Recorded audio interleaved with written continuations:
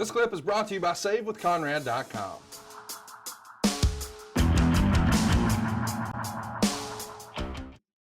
Let's get going on the next match, but before we do, we should mention that we've got Sheamus doing an interview noting that Nexus at this point has laid out Bret Hart, Vince McMahon, and Ricky Steamboat, and he says he hasn't gotten his fair amount of respect, even though he's a two-time champion, and he says he's going to get back at Cena for making fun of his skin and accent, and when you just read it laid out like that, you start to think, damn, Sheamus sounds like the babyface, but he's not.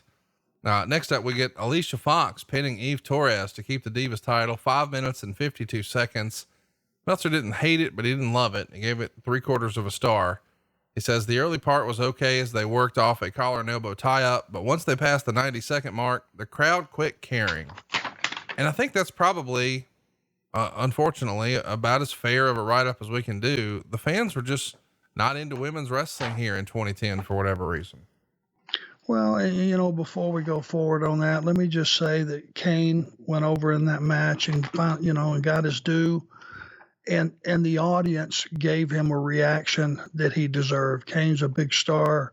He's a player. He's a guy that had done everything that had been asked and just a tremendous performer. And he got his due that night, and it felt good. And the audience, respectfully gave him that kind of reaction when he went over. So, but, Eve, moving on, Eve was, one of those ladies that picked it up quickly. She wasn't in the business a long, long time, but, she picked it up quickly. Alicia was a solid performer, and, for what it was, I'm sure it was a solid match. It just wasn't very long, and it was positioned after all that drama of the first Money in the Bank ladder match. So, no matter who you put there, it's going to be, all right, let's catch our breath here for a minute. And before you knew it, it was over. So it was what it was. All right, let's get to the next match here. Layla is going to pin Kelly in 3 minutes and 54 seconds to keep the women's title. It gets half a star. Meltzer called it pretty sloppy early. These girls are working hard. I don't think Kelly's ambition was ever to be a professional wrestler, but, well, if that's what Caesar wants, that's what Caesar gets. What'd you think?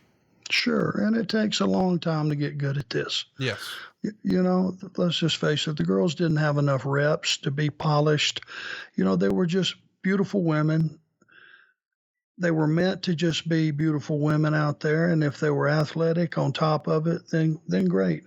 It wasn't this was prior to the really polished ladies that were just world-class athletes, got the business, were meant to be in the business. It was ordained probably centuries before they were ever even thought about.